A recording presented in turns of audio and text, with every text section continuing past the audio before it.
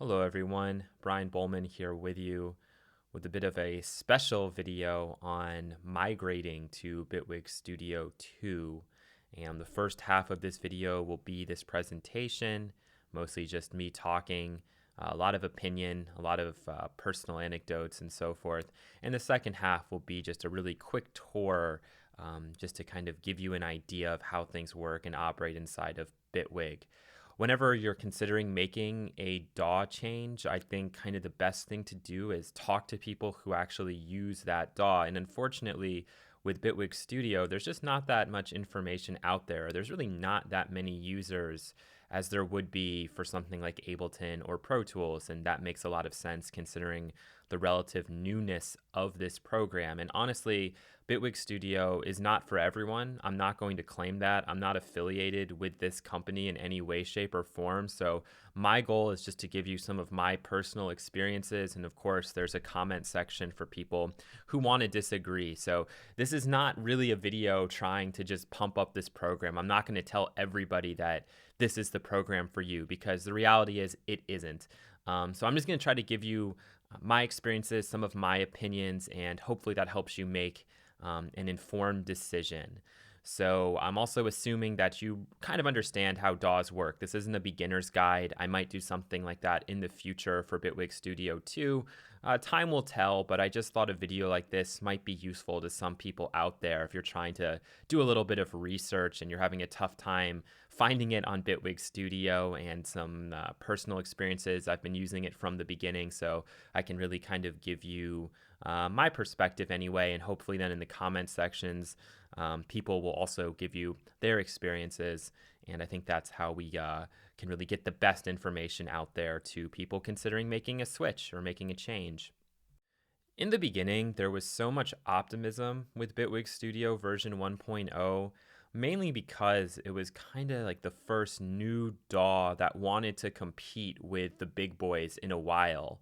In fact, I can't even tell you the last example of like a digital audio workstation that came out. Maybe it was like Studio One. I have no idea, but Bitwig is really still in its infancy, and people like me and a lot of other people were really excited about this because it was finally an opportunity to feel like you were a part of something. And at the very start, the program had no identity. And that was actually a really good thing, because as a user personally, and I think a lot of people were like this, the program came out, it was very simple, it was very stable, it was fun to work with, there was nothing really holding you back, there weren't a lot of menus. And in your head, you're thinking, oh my gosh, this program is going to evolve into what I want it to be, because it's so basic right now. It kind of just had the skeleton, and you're thinking, oh man, they could do this or they could do that. And in your head, you're thinking it's going to evolve into exactly what I want.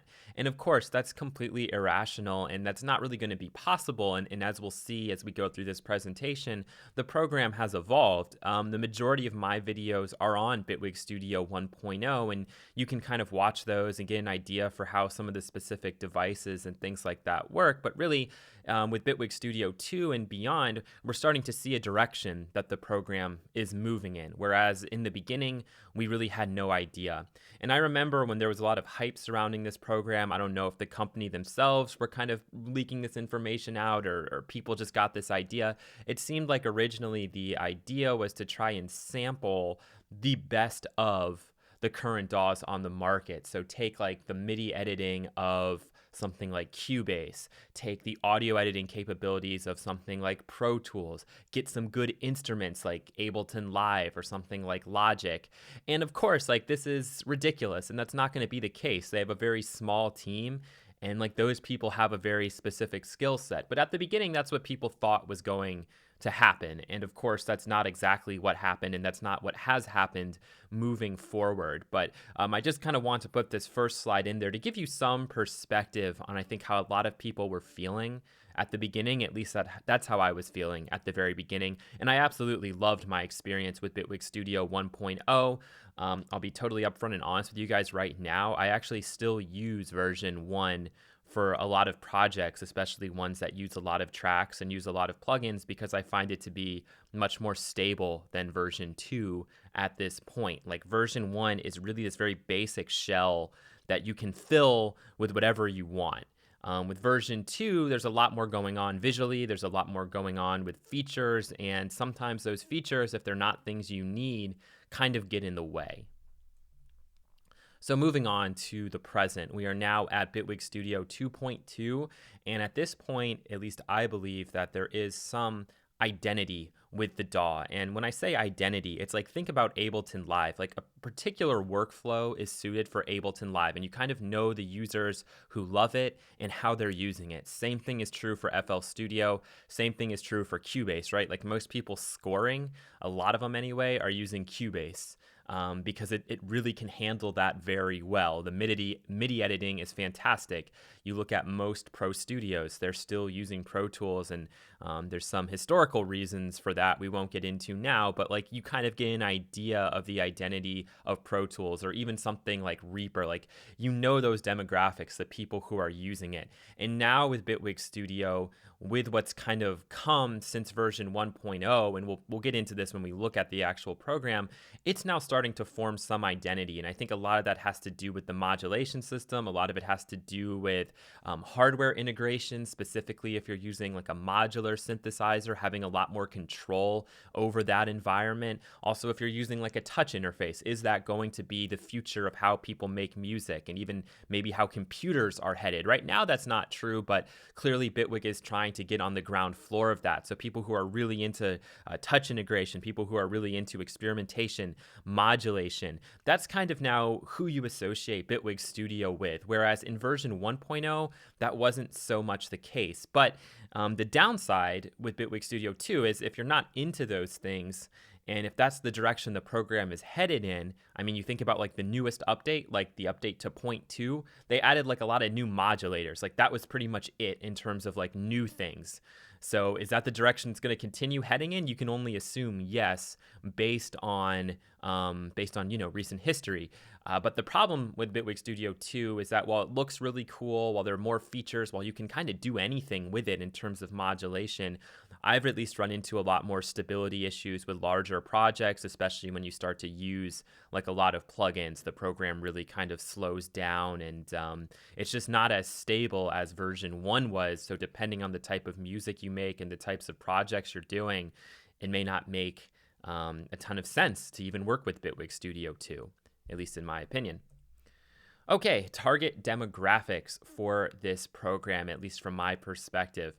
Of course, this DAW, like Ableton Live, like Logic, is aimed at the modern laptop music producer creator. You can fire this program up without needing to use any other plugins or needing anything else. You can get in there and you can just start making music. You don't need anything fancy. You can do it anywhere, anytime. That's definitely who this program is aimed at, as a lot of DAWs are aimed at that kind of general market. Now, where Bitwig differs a little bit is that it really, I think, also is aimed at the performer or the creator. So it does have a clip launcher similar to Ableton Live. If you want to work in that quote-unquote non-linear way, you can do that with clips. You can do live performance. You can record in expressions with your MIDI controllers. That's really who they're trying to aim at, like that really fun kind of studio environment where you always see videos of people, like when they're demoing out a software or they're demoing out a MIDI controller, they look like they're having the greatest time ever, and they're just making music, like moving from one thing to the next and just turning knobs, and suddenly there's this great piece of art at the end. I mean, rarely in the real world does it work like that, but that's kind of who they're trying to target. They're trying to make it fun, trying to keep things fluid, keep things going, keep that workflow as efficient as possible.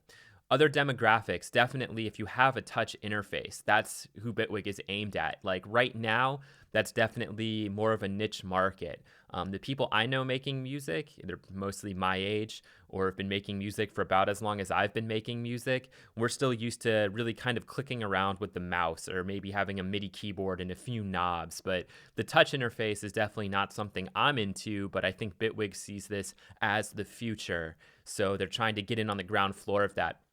they realize that they need to offer something different because that best of strategy is probably going to be way too much work and way too difficult, and people are already pretty loyal to the DAW that they're working with. And also a target demographic, again, a niche market, is definitely modular synth users and people who are just into that idea of modular in general. Bitwig is very flexible when you know how to use it, and it's flexible in a user-friendly sort of way. So that right now is who I would say the target demographics are for Bitwig Studio and for how maybe they're trying to market their product.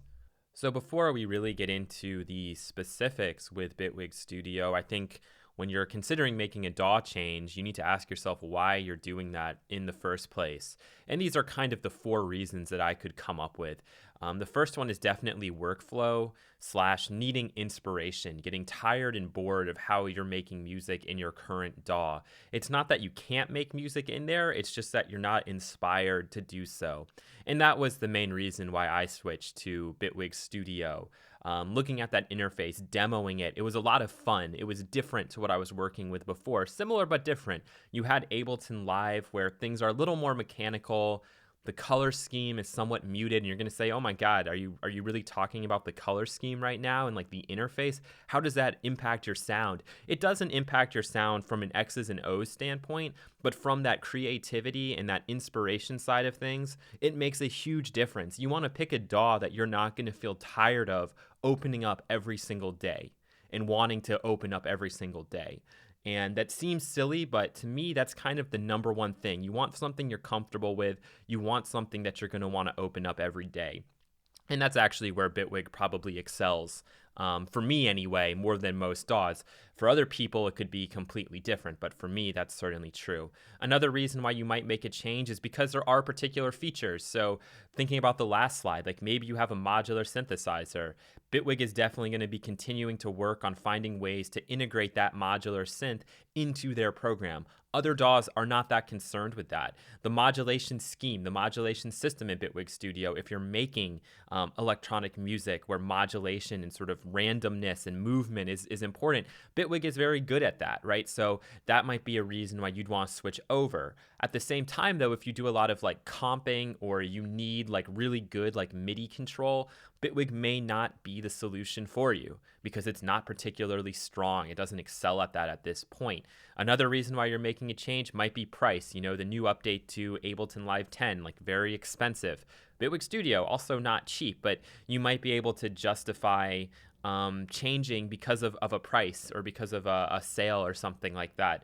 Totally fair. Like that's a big reason why people do what they do in music production. What can you afford? There are great tools out there, some for $20, you know, some for $2,000. So budget is a big reason. And the last thing, and I'm just as guilty as anybody, is kind of an excuse like, oh, I just can't make good music in here, so I need to look for something else.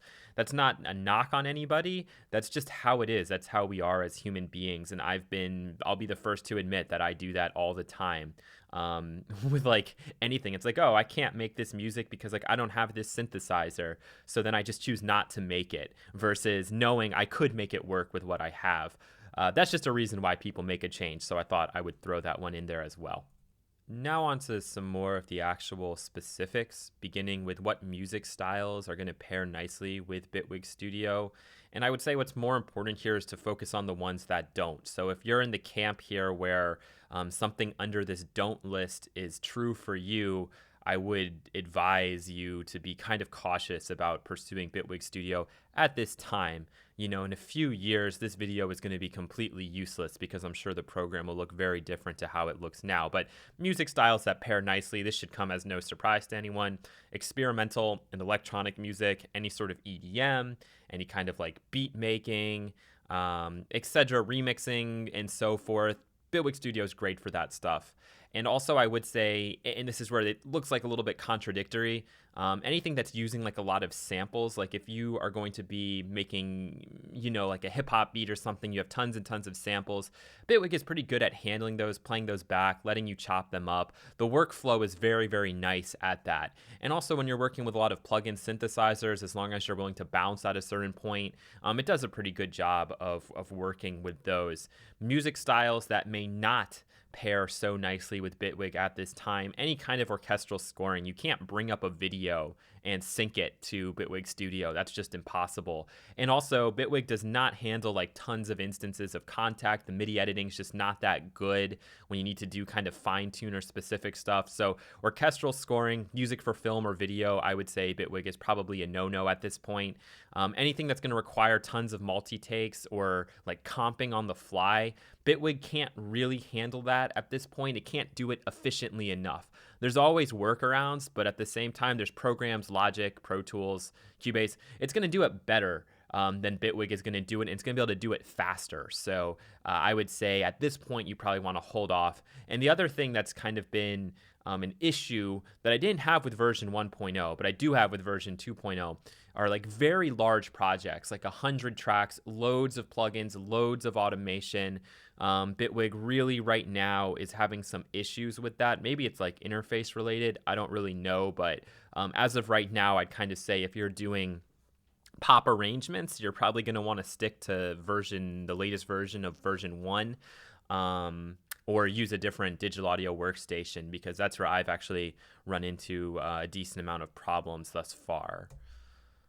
Okay, let's get into some arbitrary ratings. So again, these are my opinions. I'm sure in the comments section, people will disagree fiercely, but this is how I kind of look at things. And remember, this is comparative to all other digital audio workstations. So it should come as no surprise that Bitwig is going to fall in the middle in most categories, because they have spent a lot of time thinking about this DAW and working on this DAW, but it's still in its infancy compared to something like Ableton Live or Logic. So we'll start with Builtin Instruments. For a lot of people, that's very, very important, especially if you don't have the money to buy a bunch of like plugin instruments, for example. I would say right now it's average to below average. If we were just talking about the polysynth, which is like the subtractive style, analog style synthesizer, it's the rating would be very different, because that instrument is very strong and they spend a lot of time even updating it with the newest version. It's definitely the quote-unquote best instrument in that it's the most usable at this point. It's a fantastic instrument. It sounds great. You can use it in projects. I use it in projects even though I have some other synthesizers, like paid synthesizers, that you could argue sound better. You can get some really great sounds out of it, is the point. That being said, the sampler is almost unusable for me. It's just too basic. It really can't do much of anything on its own, whereas I love using Kontakt and having access to all those effects, having access to layering, and so forth. The Ableton Live sampler is one of the best instruments there ever is. Bitwig sampler is just so far behind. That's what's really knocking this rating back. And also the FM synthesizer is really basic. It just doesn't even sound that good. There's not that many options. So I would say those two instruments, I don't really even use them ever anymore, apart from when I made like the course and was, teaching people how to use this program. Since then, I don't really use them. There are some drum synths as well, like the hi-hat one is awesome. I love using that one, but if you're not into electronic drums, or you're just used to using samples, you're not going to use them. So they're cool, but how much are you really going to use them? That comes down to a user by user situation. So I would say that overall instruments, average to below average. Built-in sound content, clips, presets, it's about average. For relatively new DAW, it's about what you'd expect, but still miles behind some of the big boys. If you're used to working with Logic and having a plethora of clips for inspiration, Bitwig is not going to be an answer for you. It has nowhere near the sort of clips and presets that something like Logic has. And personally, I would love more like string pad chord progressions. This is just me, just because I like throwing those things in there to kind of give me a starting point. That's just me. And so I know that the program's not being made for me. And they have a lot of drum beats and grooves, which to me I could kind of take or leave. So I'm sure those are things that are going to get better with every new version. But for right now, it's average to maybe slightly below average. The built-in effects and modulation possibilities, definitely above average. I'd like to see some of the stock effects have a few more options. Specifically the reverb, I think, needs a major update just to be competitive with some of the other stuff that's out there. But obviously the modulation scheme, it's flawless, it's user-friendly, it's the best of the best in my opinion. And this DAW really encourages experimentation and getting creative. And so you could argue that some of the effects being a little more basic isn't a bad thing, because it encourages you to do more with them, to combine them in different ways, to not be satisfied with just one. So I would say above average, bordering on maybe, I don't want to say it's the best, because some of them don't sound all that great, but they're definitely fun to work with. Okay, moving on. The interface, in my opinion, it's the reason I still work with the program. I think it's the best. You may disagree with that, and that's fine. Of all the DAWs I've worked with, Bitwig has been by far my favorite in terms of the interface. I never get tired of it, and I enjoy opening the program. And I can work for a prolonged amount of time in it, which is something I've struggled with in the past. And that's why I really love Bitwig Studio. Some people say it looks a little too kiddish, like it's just a little bit too much like amateur-y, like not professional, but that's not important if you can get a lot of work done in it. So for me, I really love the interface. I think the workflow is also really good compared to other DAWs I've worked in the past, because they really do keep it user-friendly. They could, I'm sure, crowd things up with even more options and menus, but that would kind of get in the way for me. This really comes down to how you make music. So there are some things that are annoying, but for the most part, I personally can do what I want to do without delay, without having to scroll through tons and tons of menus.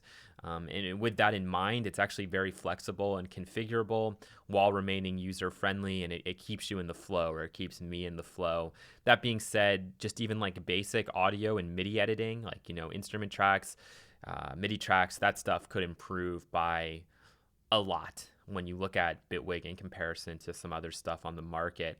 Bitwig for mixing or for mastering, it's just average. Depending on the genre you're mixing or mastering, Bitwig might work great. I don't use a different DAW for mixing. I don't use a different DAW for, quote unquote mastering what I do. Personally, for me, things like the group isolation, the way that the send return tracks work, they call them effects tracks. That stuff works great for me. I love the way you can bring up and edit automation as well. Again, that's more of an interface thing. The stock plugins are certainly not good enough for the majority of mastering tasks, as is true in basically all DAWs. But for generic mixing, they're totally fine. The EQ is fine. The dynamics is great. It's not like color effects, obviously, but in most cases, that's not what I'm looking for. So it works quite well as far as I'm concerned. So for me, average, possibly even above average, because I enjoy mixing in the program and I don't get slowed down by it. All right, moving right along, more arbitrary ratings. DJ, live performance. This DAW is above average just because not many DAWs are capable of live performance. Bitwig has a clip launcher like Live, and from my limited experiments and working with it, I've had no problems. I know a lot of people are still nervous about the overall stability of the program, and it's not like every weekend I'm going out and doing a live set with Bitwig, so I can't really give you a ton of personal experience here. But from what I've done, you probably don't want to go really complex, and or you don't want to be trying to bring in third-party plugins or like even third-party instruments while you're doing your set. I think that would be really risky. That's even risky with Ableton Live, the other program that does this. But if you stick with just like, your bounced out audio clips, your built-in effects, and you want to bring those in real time, I think you'll be totally okay. They've also added in the Ableton Sync technology, which means that you can sync up an instance of Bitwig and like sync up an instance of Tractor and kind of work with those two things at the same time, which would be really cool. I haven't personally done it yet. I don't really use Tractor anymore, but if for some reason I do, I'll let you know how that goes. The other thing, working or integrating with plugins, this program is average. It should be above average considering their logic and philosophy, but with version 2, it's regressed a little bit. With version 1, I would definitely say above average in this category, but with version 2, things have regressed. Some plugins, some instrument plugins seem to use more CPU than they should, and they've added VST3 support, but I don't really know if they've gone that right as of yet. The sandboxing, which just means that if a plugin on its own crashes, the whole program won't crash. You can just try to reload that plugin. It's a nice feature, but I would say don't rely on it in the clutch. I've had a lot of full program crashes in version 2, and a lot of those seem to be like plugin related. So how the plugin is interacting with the program, it still like crashes the program. So not sure what's going on there. Maybe it's just me doing something wrong. One feature I do like, and we will look at this in the little demo, are the remote controls. So that will make no sense to you right now, but we'll look at that when we get into the actual program.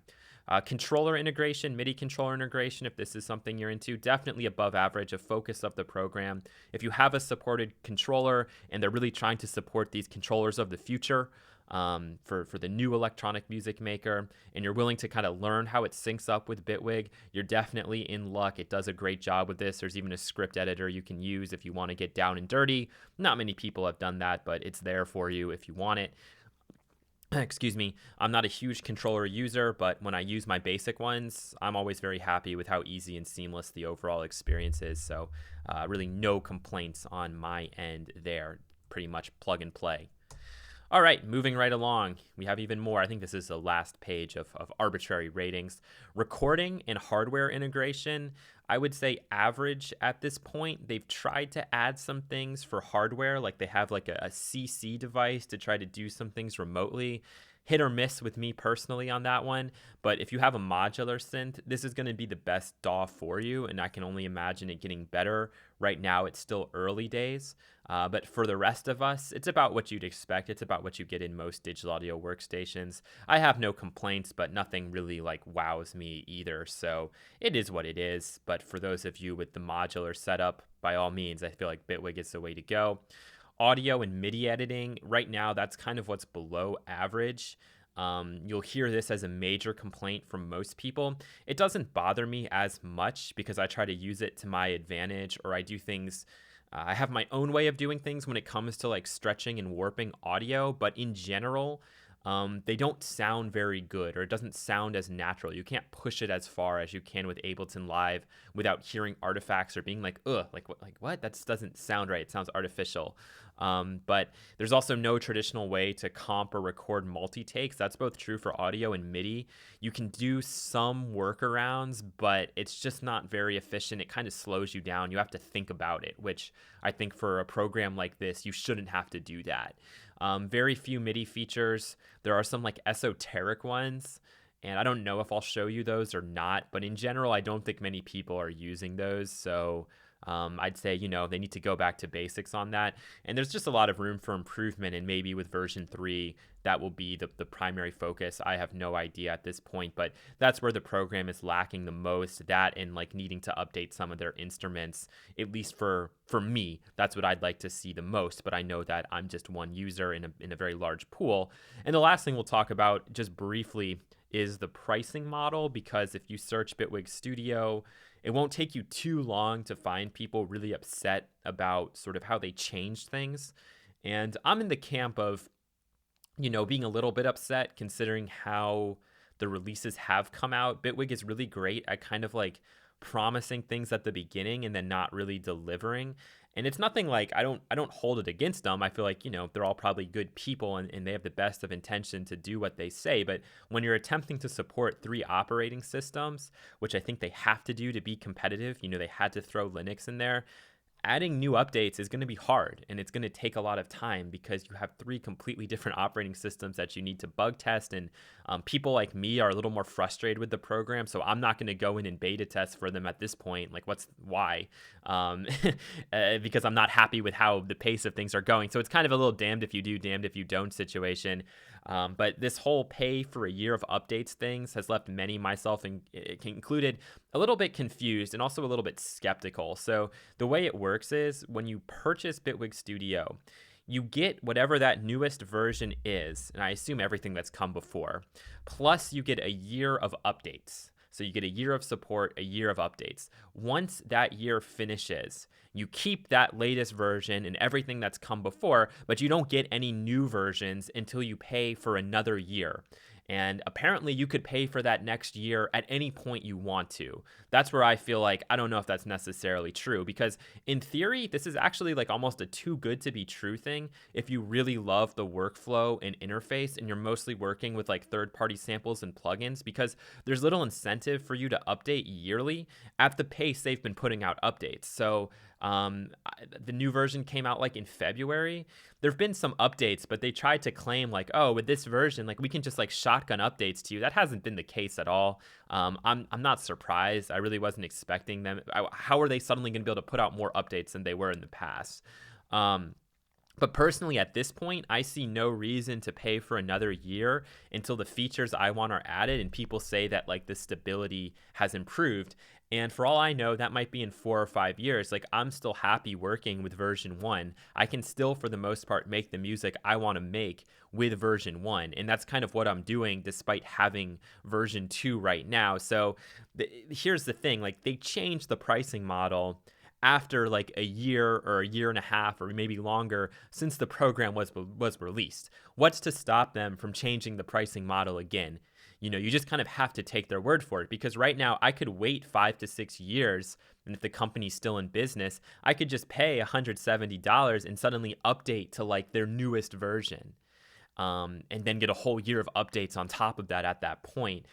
Are they really going to let somebody jump back in after that long of a delay? Like, typically with a program, if you go from version 3 and you want to update to version 6, you're paying more than if you're updating from version 5 to version 6. That's just how it works. So it's kind of this weird model that in theory does sound like a good thing if you're willing to be patient and you're willing to wait. But are they really going to let you do that? Right now, we have to trust that that's the case, but who really knows?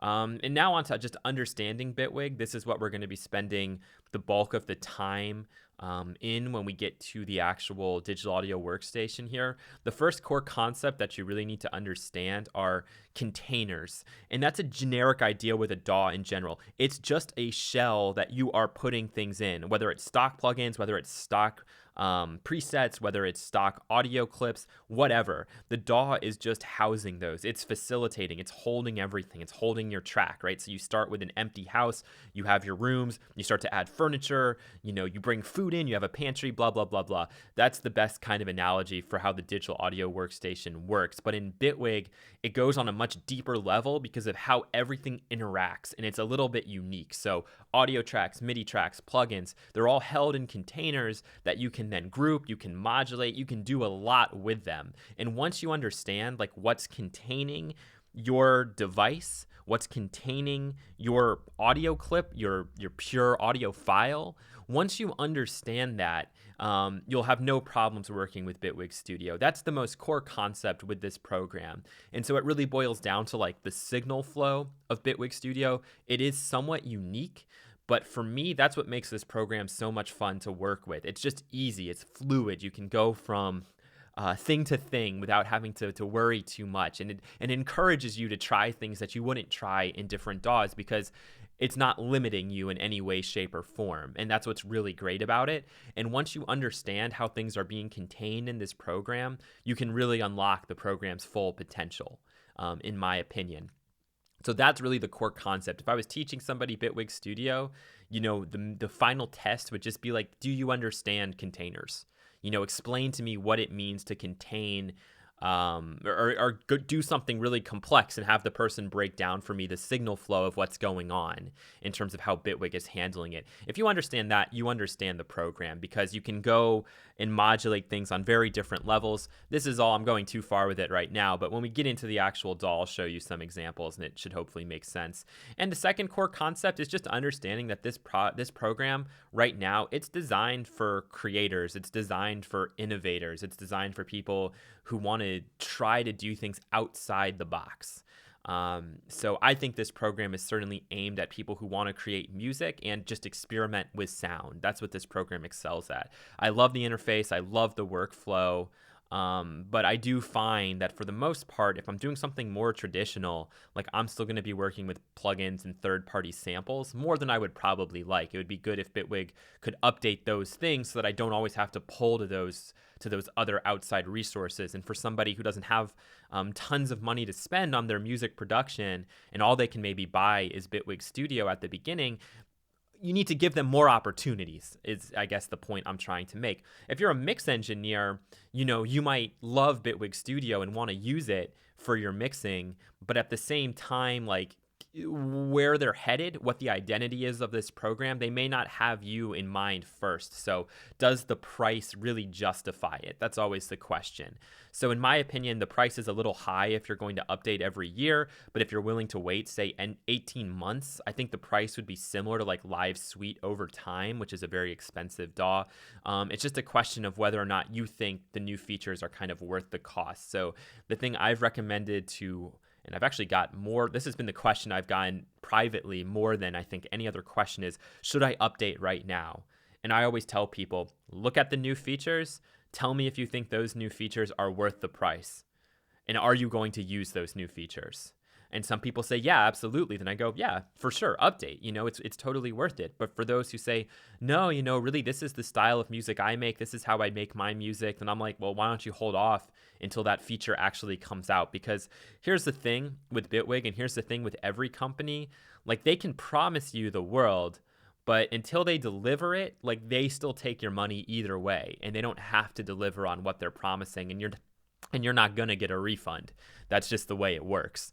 So in the future, for me, when people have asked me this, like, oh, are you going to update again? It's like, no, probably not until I actually see the features that I want. When I see the updates that I want, then for sure I'll pay again for another update. And at least then when I'm paying, it's like, okay, this was worth the 170, and any of the updates that come in this year, that's just an added bonus. So I think with the pricing model, that's the way to think about Bitwig Studio as it stands right now. So some final thoughts here, not really final thoughts, just like a selfless plug. If you like my Bitwig videos, please consider visiting sormena.org, where I have 3 free music production courses and articles that I've worked very hard making. Not trying to make any money off you or anything like that. Just check it out. Would mean a lot to me. And on now to Bitwig Studio for a little bit of a tour. Thanks for your focus and watching this very long and rambling presentation.